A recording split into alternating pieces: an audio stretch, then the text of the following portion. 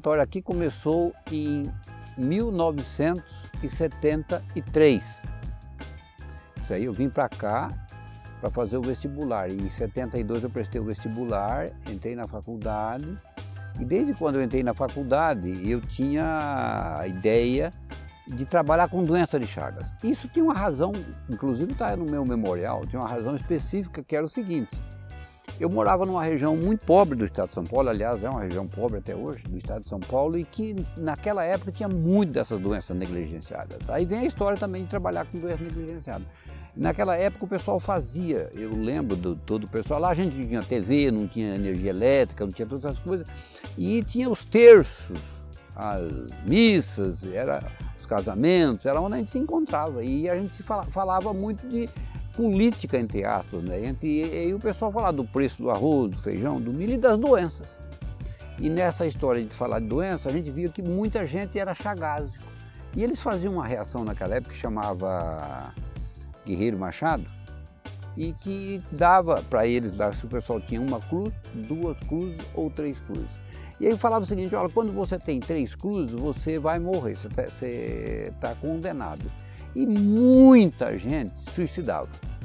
E naquela época, a quantidade de vida, de expectativa de vida do pessoal era de 45, um pouco mais de anos. Então morria muita gente. E quem não tinha essas doenças negligenciadas, tipo malária, doença de Chagas, etc., tinha verminose à vontade.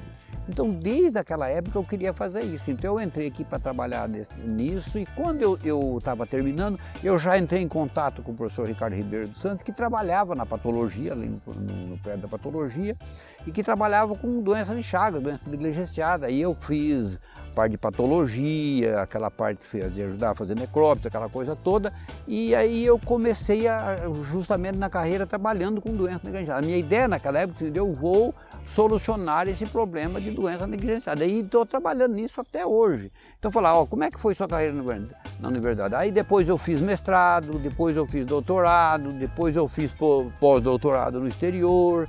Depois eu voltei, uma coisa levava a outra, não era que eu na hora que eu estava fazendo mestrado, eu ia parar no mestrado, depois eu ia parar no doutorado, depois eu ia parar no pós-doc, e aí depois eu sentia a necessidade que aqui na faculdade nós precisávamos de animais. Nós não tínhamos animais. Os animais aqui da faculdade, camundongos, por exemplo, para trabalhar, eram mantidos dentro de uma caixa de madeira, com uma tampa feita de lata, e que botava ali em cima a ração e uma maravilha. Os camundongos tinham sarna, era uma coisa absurda. Eu comecei a trabalhar com biotério. Então foram mais de 25 anos, 30 anos montando o biotério. Hoje nós temos esse biotério porque todos, sem exceção, foi eu que construí.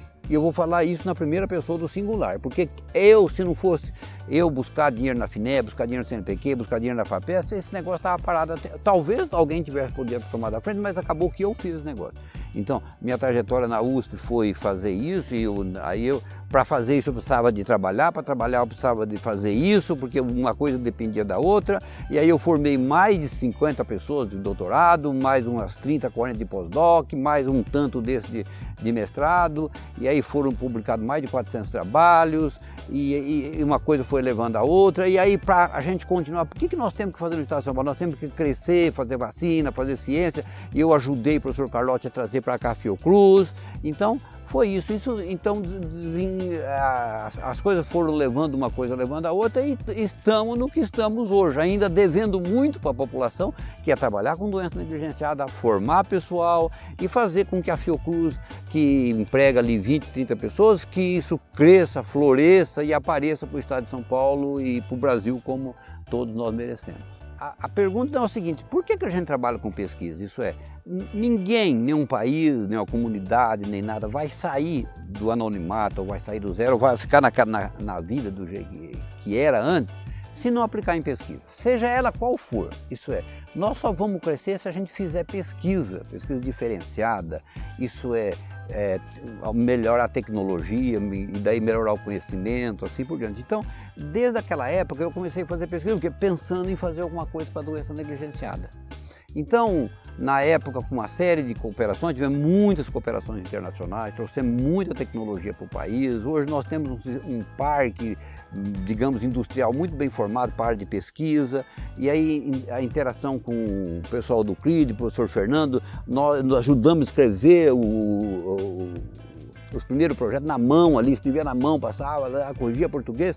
Então mandamos isso aí, respondemos para a FAPESP, e aí fiz parte, tive a honra de fazer parte junto com o Fernando do CRID, que faz a diferença, não fez, faz a diferença, continua fazendo a diferença, trazendo tecnologia, formando gente. Veja, eu posso sair para qualquer estado brasileiro que tem ex-aluno.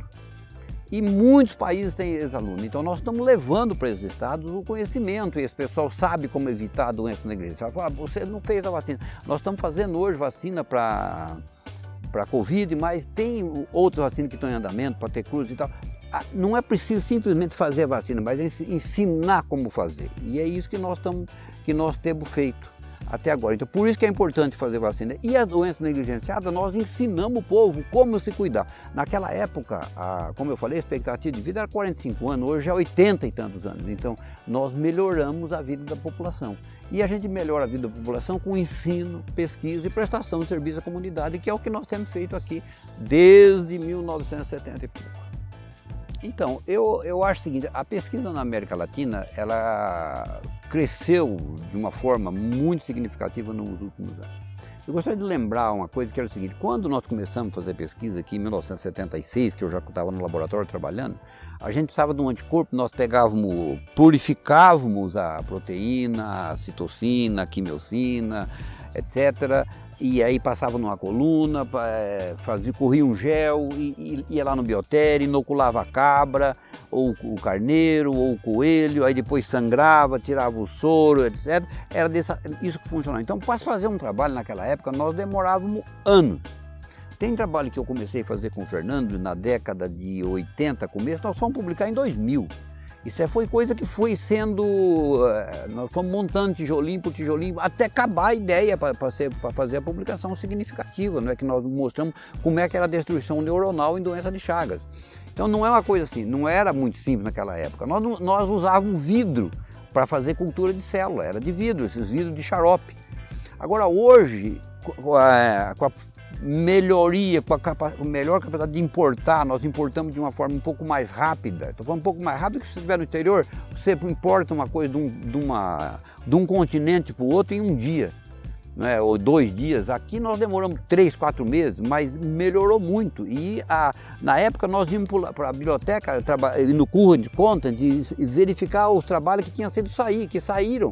Então os trabalhos saíram alguns meses, depois a gente lia o resumo do trabalho e demorava mais um certo tempo, tanto de tempo, a gente conseguiu o trabalho que a gente pedia separata. Então hoje, com a globalização, eu sei mais ou menos os trabalhos que estão sendo enviados para a Nature, que estão no pré-print, então melhorou muito. Então, no sentido assim, nós melhoramos muito nos últimos tempos. Nós temos condição quase que para ir de cabeça a cabeça com o pessoal europeu. E tanto que agora a gente publica, tem gente que publica 10, 15, 20 papers, e 1 ou 2, mas publica de igual condições. Então, antigamente a pesquisa lá era vista, eu sempre achei que a gente tinha um pouco de preconceito, né, Silva e tal, mas eu tenho a impressão que talvez fosse um pouco meio exagero da minha parte. Hoje nós publicamos de igual para igual com os europeus, há uma facilidade maior em alguns países de verba. Nós temos um problema aqui governamental, que de vez em quando a gente tem verba, e daí uns dias nós não temos verba, daí uns tempos nós temos bolsa, daí uns dias nós não temos bolsa. É essa instabilidade. Se a gente sair dessa instabilidade, nós ficamos de cabeça a cabeça. Nós temos esse problema, então, dessa instabilidade que tem nesse país, né, instabilidade política, no sentido de dinheiro, pesquisa. Parece que ninguém vê que nós só podemos crescer com ciência e tecnologia. Eles esquecem essa parte. Isso se não tiver educação, ciência e tecnologia, nós vamos ficar lá no chinelo.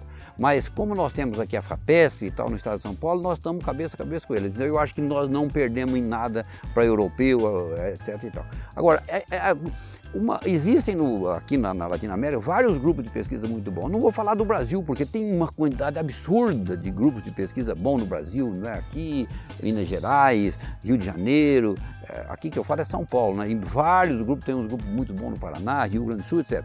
Agora, na América Latina tem também. Eu tive agora no Congresso de Cuba e a gente tinha lá latino-americano, né? Então eu tive a oportunidade de conversar com muitos argentinos, eles têm grupos muito bons, tanto que esse prêmio que eu ganhei, o prêmio Milstein, ele ganhou o prêmio Nobel, então você vê um pessoal que está à frente do conhecimento, também passam por um problema político, falta de dinheiro para pesquisa, mas eles têm dinheiro que vem do exterior e tal, então tem uns grupos muito bons na Colômbia, no Peru, na Argentina, mais ou menos, e alguns grupos no México, mas a grande maioria dos grupos de pesquisa estão aqui, mas eu indico, se alguém um dia quiser ir para a Latinoamérica, tem grupos muito bons na Argentina também. Então, ou pode ir para os Estados Unidos, Europa, que tem outros grandes grupos de pesquisa, mas nós saímos frente a frente. Hoje fazer pós-doc no exterior é necessário, é importante, mas nós temos aqui no Brasil a capacidade de formar gente tão bem quanto eles. Resumidamente, dessa carreira a gente leva alguma coisa. Então se perguntar assim para mim, olha, o que você fez na carreira que é importante? Formação de pessoal. Então eu ajudei a formar gente, uma quantidade razoável, podia ter sido mais, mas foi uma quantidade boa. Eu estou deixando aqui essa tecnologia toda que nós trouxemos, o biotérico da melhor forma possível, então gente formada. E tal. E isso culmina com várias premiações. Entre elas eu tive uma maior, pertencia à Academia Brasileira de Ciência, Academia do Estado de São Paulo de Ciência e várias outras premiações. E agora culminou na última, que é receber esse prêmio Milstein da ALACE, que é Congresso Latino-Americano de Imunologia da Latinoamérica e Caribe, né? Então, eles elegeram entre todo mundo algumas pessoas que marcaram digamos, a imunologia nas Américas. E, digamos assim, eu tive sorte, tive prazer, a honra de ser indicado pela LACE, né? E então recebi, fui muito honrado, foi um prêmio que me trouxe muita satisfação, muita alegria de ter sido lembrado por esse pessoal, porque eles fazem um prêmio que não é só exatamente aquilo que você publicou, mas a quantidade de gente que você formou, o que você está deixando para trás, o que você ainda pode fazer pela frente, o que você fez para o Estado, o que você fez para o país, para a América. E eu pertenço à União Internacional dos Imunologistas, já faz 8, 10 anos que eu estou militando com isso, fui coordenador do programa de pós-graduação durante mais de 25 anos, então isso ajudou a formar muita gente, fui presidente da comissão de pós-graduação, pertencia a vários órgãos aqui dentro da USP, então tudo isso de uma certa forma aparece na comunidade científica. Então, somando tudo isso, eu ganhei o prêmio e senti muito honrado, fiquei muito feliz e estou, de certa forma, bastante feliz. Eu sei que tem muitos imunologistas fantásticos, muitos cientistas muito bons, que muita gente que merece esse prêmio, mas como eu falei lá na hora de receber, muita gente merece, mas esse agora é meu.